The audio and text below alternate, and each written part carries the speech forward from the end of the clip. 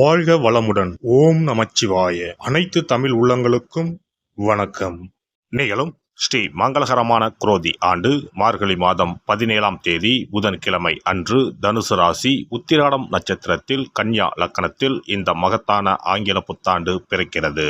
இந்த வருட ஆரம்பத்தில் கிரக நிலைகள் என பார்த்தால் குரு பகவான் ரிஷபராசியில் வக்ர நிலையில் சஞ்சாரம் செய்கின்றார். கடகராசியில் செவ்வாய் பகவான் வக்ரம் மற்றும் நீச நிலையில் சஞ்சாரம் செய்கின்றார். கன்னி ராசியில் கேது பகவானின் சஞ்சாரமும், விருச்சிக ராசியில் புதன் பகவானின் சஞ்சாரமும், தனுசு ராசியில் சூரியன் மற்றும் சந்திர பகவானின் இணைவும் இருக்கும். கும்பராசியில் சுக்கிரன் மற்றும் சனி பகவானின் சஞ்சாரம் இணைந்திருக்கும். அடுத்ததாக மீனராசியில் ராகு பகவானின் சஞ்சாரம் இருக்கும். இவ்வித கிரக நிலைகளை கொண்டு இந்த 2025ஆம் வருடம் ஆரம்பமாகிறது. இந்த புத்தாண்டில் சனி பெயர்ச்சி, குரு பெயர்ச்சி, ராகு கேது பெயர்ச்சி என முக்கிய கிரகங்களின் பெயர்ச்சிகள் நடைபெற உள்ளது. இதன் காரணமாக சில ராசிக்காரர்களுக்கு குடும்பம், வேலை, தொழில் என அனைத்து விதத்திலும் முன்னேற்றம் ஏற்பட வாய்ப்புள்ளது. பிப்ரவரி 4ஆம் தேதி குரு பகவான் ரிஷபராசியில் வக்ர நிவர்த்தி அடைகிறார். மார்ச் 29ஆம் தேதி சனி பெயர்ச்சி நடைபெற உள்ளது. சனி பகவான் கும்பராசியில் இருந்து மீனராசிக்கு இடப்பெயர்ச்சி ஆகின்றார். மே மாதம் 14ஆம் தேதி குரு பகவான் ரிஷபராசியில் இருந்து மிதுன ராசிக்கு இடப்பெயர்ச்சி ஆகின்றார். மே மாதம் 18ஆம் தேதி ராகு கேது பெயர்ச்சி நடைபெறும். ராகு பகவான் கும்பராசிக்கும் கேது பகவான் சிம்மராசிக்கும் இடப்பெயர்ச்சி ஆகின்றனர். இந்த கிரக அமைப்பு மற்றும் பெயர்ச்சியினால் உங்கள் வாழ்வில் ஏற்பட போகும் சுபபலன் என்ன என்பதனையும், அசுப பலன் ஏற்படுமாயின் ராசிக்காரர்கள் செய்ய வேண்டிய பரிகாரம் என்ன, வழிபட வேண்டிய தெய்வம் யார் என்பதனை பற்றியும் விரிவாக காண்போம். பிறக்க போகும் இந்த ஆங்கில புத்தாண்டு உங்கள் வாழ்வில் வளமும் நலமும் செல்வ செழிப்பும் பெற்று வாழ்வில் உயரிய நிலையை அடைய எல்லாம் வல்ல எம்பெருமானை வேண்டி விரும்பி கேட்டுக்கொள்கிறேன். மிதுன ராசி அன்பர்களே, 4ஆம் வீடான சுகஸ்தானத்தில் பயணம் செய்யும் கேது பகவானால் உங்களுடைய வாழ்க்கை தரம் உயர்வடையும். வேலையில் முன்னேற்றமும் ஊதிய உயர்வும் கிடைக்கும். 2025ஆம் ஆண்டு முதல் நீங்கள் எடுக்க போகும் முயற்சிகள் அனைத்திலும் வெற்றி கிடைக்கும். காரணம், 3ஆம் வீட்டிற்கு வரப்போகும் கேது பகவான் சொத்து சுகத்தை கொடுப்பார். விரய குருவினால் உங்களுக்கு தொழில் வியாபாரத்தில் பல மடங்கு பணம் வரும். அடுத்த ஆண்டு ஜென்ம குரு வரப்போவதால் ஆடம்பர செலவு செய்யாதீர்கள். வெள்ளிக்கிழமைகளில் அம்மன் கோவிலில் விளக்கேற்றி வழிபடுங்கள். நீங்கள் ஈடுபடும் செயல்பாடுகளில் புத்திசாலித்தனமும் அனுபவமும் வெளிப்படும். விரும்பிய இடத்தில் இடமாற்றம் செய்வதற்கான வாய்ப்புகள் உண்டாகும். உறவினர்களிடத்தில் அரவணைத்து செல்வது நன்மதிப்பை ஏற்படுத்தும். காரசாரமான பேச்சுக்களை குறைத்துக் கொள்வது நல்லது. உடன் பிறந்தவர்களின் எண்ணங்களை புரிந்து கொள்வீர்கள். தாய்மாமன் வழியில் சிறு சிறு கருத்து வேறுபாடுகள் ஏற்படும். கற்பனை சார்ந்த துறைகளில் திறமைகளை வெளிப்படுத்துவீர்கள். கணித துறைகளில் இருப்பவர்கள் சற்று கவனத்துடன் இருப்பது நல்லது. குடும்பத்தில் புதிய நபர்களின் வருகையால் மகிழ்ச்சியான சூழல்கள் ஏற்படும். எதிர்பார்த்திருந்த சில உதவிகள் கிடைப்பதில் தாமதம் உண்டாகும். குறுகிய தூர பயணங்களால் நன்மைகள் ஏற்படும். குலதெய்வ கோவில் தொடர்பான பணிகளை மேற்கொள்வதற்கான சூழல்கள் ஏற்படும். பூர்வீகத்தில் செல்வமும் செல்வாக்கும் மேம்படும். தந்தை வழியில் முன்னேற்றமான பலன்கள் கிடைக்கும். உடல் ஆரோக்கியத்தை பொறுத்தவரை ஏற்ற இறக்கமான சூழல்கள் உண்டாகும். வெளியிடங்களில் உணவுகளை உட்கொள்வதை குறைத்துக் கொள்வது நல்லது. தூக்கமின்மை தொடர்பான பிரச்சனைகள் குறையும். காலம் தவறி உணவு உட்கொள்வதை தவிர்ப்பது நல்லது. பெண்களை பொறுத்தவரை வாக்குறுதிகள் அளிப்பதை தவிர்ப்பது நன்மை தரும். சிறு மற்றும் குறு தொழிலில் இருப்பவர்களுக்கு ஆதரவுகள் மேம்படும். ஆன்மீக பயணங்கள் மேற்கொள்வதற்கான வாய்ப்புகள் அமையும்.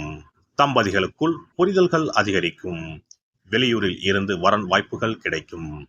தந்தை வழி ஒத்துழைப்பால் பூர்வீக பிரச்சனைகள் குறையும். எடுத்த காரியத்தில் வெற்றி உண்டாகும். எதிர்காலம் பற்றிய பயம் அகலும். மாணவர்களை பொறுத்தவரை பாடங்களில் இருந்த குழப்பங்கள் நீங்கி தெளிவுகள் பிறக்கும். பெரியோர்களின் ஆலோசனைகள் புதிய பரிமாணத்தை ஏற்படுத்தும். ஆரோக்கியம் தொடர்பான பிரச்சனைகள் குறையும். நண்பர்களால் சில அலைச்சல்களும் அனுபவமும் ஏற்படும். உயர் பொறுப்பில் இருப்பவர்களின் கருத்துக்களால் மனதளவில் சில மாற்றங்கள் பிறக்கும். விளையாட்டுகளில் திறமைகளை வெளிப்படுத்தி பாராட்டுகளை பெறுவீர்கள். பணிபுரிவோருக்கு வேலையில் எதிர்பாராத மாற்றம் நடக்கும். சமூக நல சங்கங்களில் பதவிகள் கிடைக்கும். உத்தியோக ரீதியான பயணங்கள் அதிகரிக்கும். சக கலைஞர்களிடம் பணி நிமித்தமான ரகசியங்கள் பகிர்வதை தவிர்ப்பது நல்லது. பயனற்ற வாக்குவாதங்களால் கிடைக்கும் வாய்ப்புகள் தவறுவதற்கான சூழல்கள் உருவாகும்.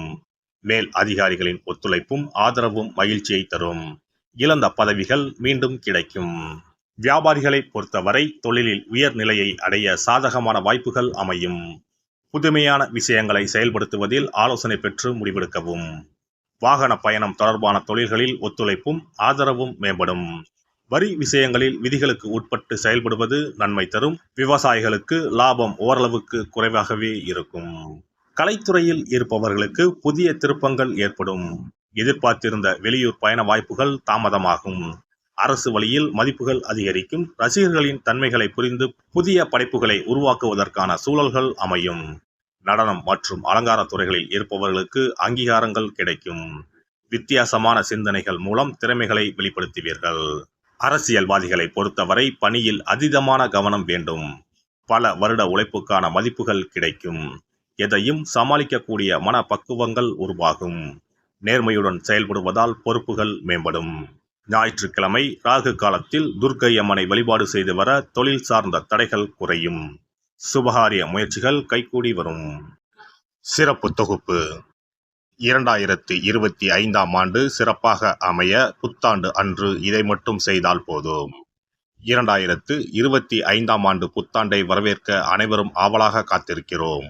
ஆனால் அதற்கு முன்பு 2024ஆம் ஆண்டிற்கு நன்றி சொல்லி விடை கொடுப்பதும் மிகவும் முக்கியமானதாகும்.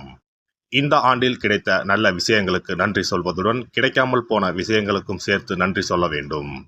இதனால் பிறக்கப் போகும் புதிய ஆண்டில் அவைகள் இன்னும் சிறப்பாக நமக்கு நடப்பதற்கு வழிவகுக்கும். 2025ஆம் ஆண்டிற்கான காலண்டர் வாங்குவதற்கு முன் அதில் வேறு எந்த நிறுவனத்தின் பெயரோ எதுவும் இல்லாததாக பார்த்து வாங்கி வீட்டில் வைக்க வேண்டும். குறிப்பாக மகாலட்சுமி, வராகி அம்மன் படத்துடன் இருக்கும் காலண்டரை வாங்கி வீட்டில் வைப்பது நல்லது.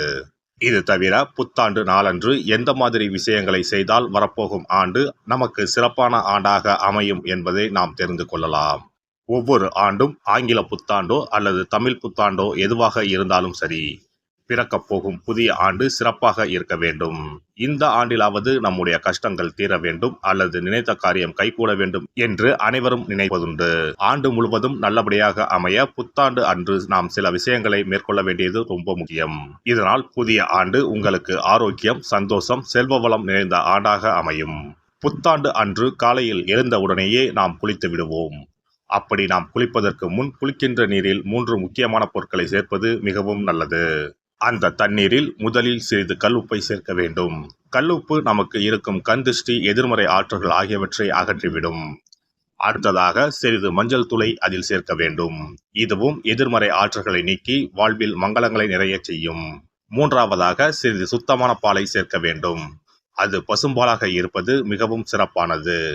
இவை மூன்றுமே மகாலட்சுமியின் அம்சமானவை என்பதால் இவற்றை நீரில் கலந்து குளித்தால் அந்த ஆண்டு முழுவதும் நமக்கு மகாலட்சுமியின் கடாட்சம் கிடைக்கும். அடுத்ததாக புத்தாண்டு அன்று காலையில் வீட்டின் வாசலில் சிறிதளவு மஞ்சள் தடவி அதன் மீது அரிசி மாவில் கோலமிட வேண்டும். அதன் மீது ஒரு அகலில் மஞ்சள் நிற திரியிட்டு நெய் விட்டு தீபம் ஏற்ற வேண்டும். அதற்கு பிறகு வீட்டிற்குள் நல்லெண்ணெய் தீபம் ஏற்றி அன்னாசி பூ நறுமணம் கொண்ட ஊதுபத்தியை ஏற்றி வைத்து வழிபட வேண்டும். இந்த ஆண்டில் வராகி அம்மனை வழிபடுவது சிறப்பானது. இதனால் வெற்றிகளும் மகிழ்ச்சிகளும் கூடும். அதேபோல் புத்தாண்டு அன்று இரவு 9 மணிக்குள் சில முக்கியமான பொருட்களை வீட்டின் பூஜை அறையில் வாங்கி வைத்து வழிபடுவதால் வீட்டின் பொருளாதாரத்தை அதிகரிக்க செய்யும்.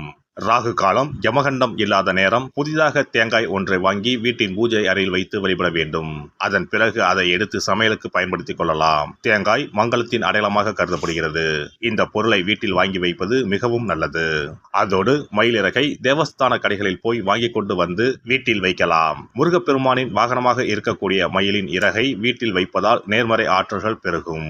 அடுத்ததாக ஒரு கைப்பிடி அளவாவது பச்சரிசியை வாங்கி வீட்டில் வைத்து வழிபடலாம். கடைசியாக லட்சுமி குபேரர் சிலையை வாங்கி வைக்கலாம். லட்சுமி குபேரர் சிலை கிடைக்காவிட்டாலும் லட்சுமி குபேரர் படத்தையாவது வாங்கி வைத்து வழிபடுவது சிறப்பு. இதனால் ஆண்டு முழுவதும் வீட்டில் செல்வம் பெருகிக் கொண்டே இருக்கும். எல்லாம் வல்ல இறையருளால் நீங்களும் உங்கள் அன்பு குடும்பமும் உடல் நலம், நீலாயுள், நிறை செல்வம், உயர் புகழ், மெய்ஞானம் ஓங்கி வாழ்க வளமுடன். இந்த வீடியோ பதிவு உங்களுக்கு பிடித்திருந்தால் லைக் பண்ணுங்க, கமெண்ட் பண்ணுங்க, ஷேர் பண்ணுங்க. மறக்காம சப்ஸ்கிரைப் பண்ணுங்க. பக்கத்துல இருக்கிற பெல் பட்டனை கிளிக் பண்ணுங்க. நன்றி, வணக்கம். ஓம் நமச்சிவாய. சிவாய நம.